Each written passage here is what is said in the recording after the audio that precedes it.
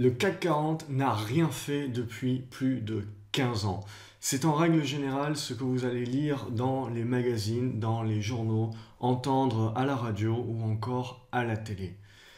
Et en effet, lorsqu'on regarde le graphique du CAC 40, on est tenté de se dire que les personnes qui disent ça ont raison, car en effet, nous sommes actuellement en 2017 à 5300 points, comme vous pouvez le voir sur ce graphique.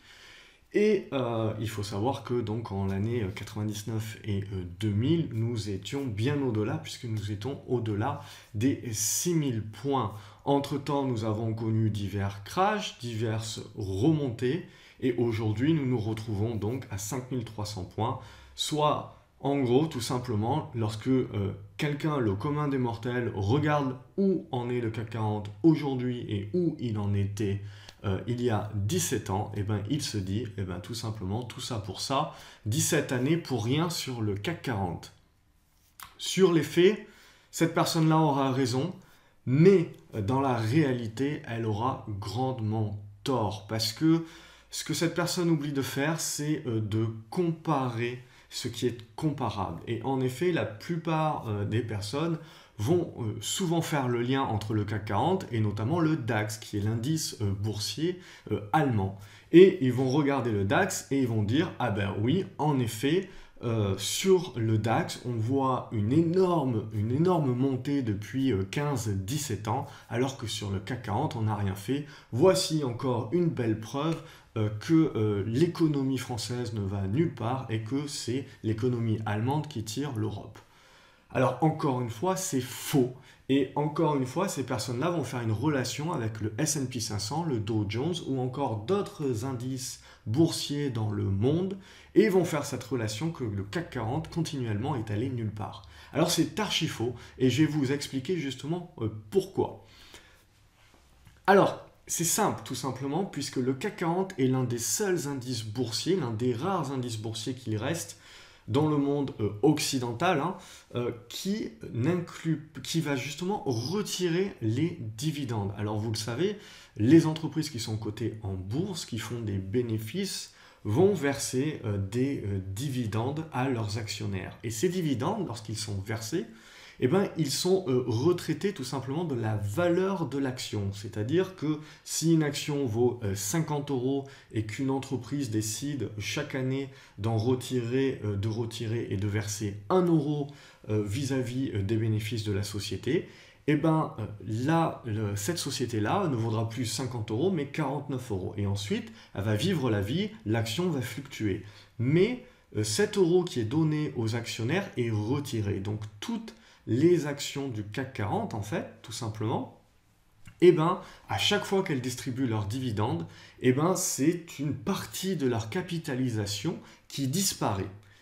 Et le CAC 40, lui, qui va donc regrouper les 40 plus grosses capitalisations, tout simplement, c'est une pondération, puisque chaque action est pondérée, notamment Total et Sanofi, plus les valeurs bancaires sont les gros calibres, et font l'essentiel donc de la performance du CAC 40, lorsque ces sociétés-là vont distribuer leurs dividendes, le CAC 40 va réduire également d'autant. Ce qui fait que tout simplement, pendant ces 17 dernières années, le CAC 40, lorsqu'on vérifie uniquement le nombre de points, on peut être tenté de se dire qu'il est allé nulle part, mais en fait, ce que l'on oublie de prendre en compte, c'est que pendant ces 17 années, il y a eu des distributions de dividendes. Et que donc, si on veut réellement comparer l'indice CAC 40 par rapport à l'année 2000, et surtout par rapport au DAX et au S&P 500 par exemple, qui sont des indices qui, eux, vont réinvestir les dividendes, il faut également non pas prendre l'indice CAC 40 classique, tel qu'on nous le propose d'une manière logique et lambda sur tous les journaux et sur tous les magazines, mais il va falloir prendre tout simplement l'indice CAC 40 avec dividendes réinvestis. Et quand on prend le CAC 40 avec dividendes réinvestis, on a une image différente sur les 17 dernières années. Et donc, à l'écran, dorénavant, vous pouvez voir, du coup, le CAC 40 avec les dividendes réinvestis. C'est-à-dire que les dividendes sont réinclus dans la capitalisation totale des actions et donc dans l'indice CAC 40. Et là, l'image est complètement différente, vous le voyez bien.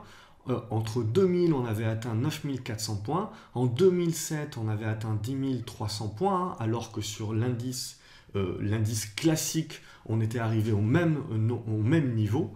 Et puis ensuite, tout simplement, aujourd'hui, donc, l'indice CAC 40 est à son plus haut niveau historique.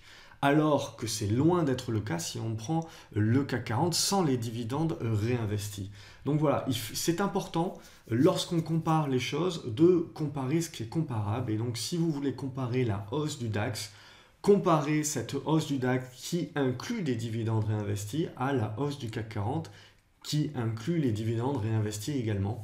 Et la prochaine fois que vous lirez dans un magazine ou que vous entendrez à la télé quelqu'un dire que le CAC 40 est allé nulle part puisque son niveau est absolument le même que dans les années 2000, eh bien vous saurez que cette personne-là n'a pas fait son travail de recherche et justement n'a pas comparé ce qui était comparable et a pris l'indice CAC 40 sans les dividendes réinvestis.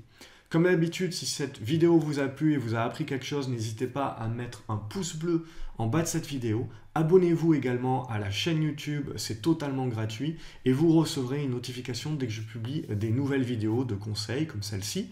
Et également, tous les week-ends, je publie une vidéo d'analyse du CAC 40 et également des actions potentielles à acheter qui sont intéressantes. Également, si vous débutez, si vous voulez aller plus loin, n'hésitez pas à télécharger gratuitement mon guide qui est donc totalement gratuit avec tous les grands principes de base pour éviter les pièges et démarrer du bon pied en bourse. Vous trouverez un lien dans la description de cette vidéo, juste en dessous de celle-ci, et donc vous obtiendrez votre guide gratuit.